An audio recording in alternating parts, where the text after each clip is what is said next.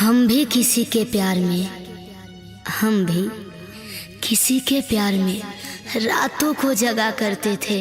हम भी किसी के प्यार में रातों को जगा करते थे।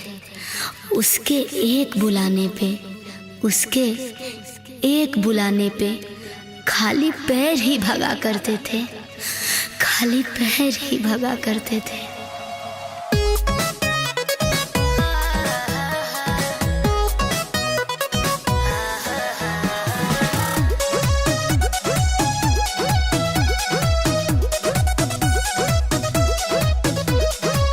दिल का कातिल दिल में था, दिल सुन कर गया।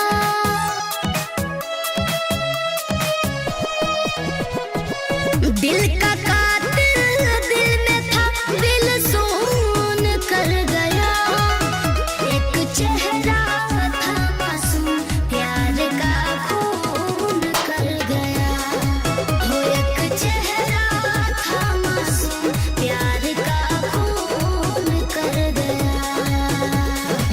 कितने सपने सजाए थे, मानो जैसे हवा आई और टूट के बिखर गए।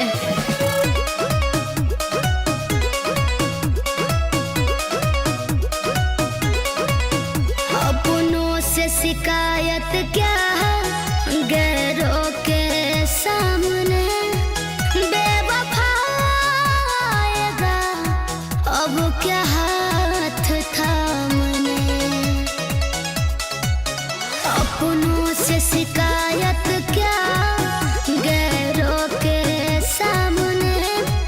बेवफा आएगा अब क्या हाथ थामने। मेरे ऊपर चाहत का जुनून कर गया। एक चेहरा था मासूम, हाँ हाँ खून कर गया। एक चेहरा था मासूम, प्यार का खून कर गया।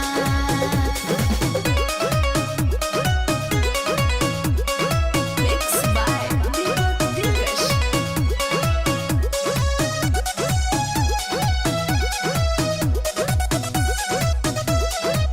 ध्वज आकाश के आस मैं आंसू क्या बहाऊं।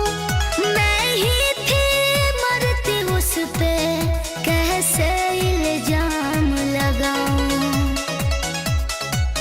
ध्वज आकाश के आस मैं आंसू क्या बहाऊं। मैं ही थी मरती उस पे,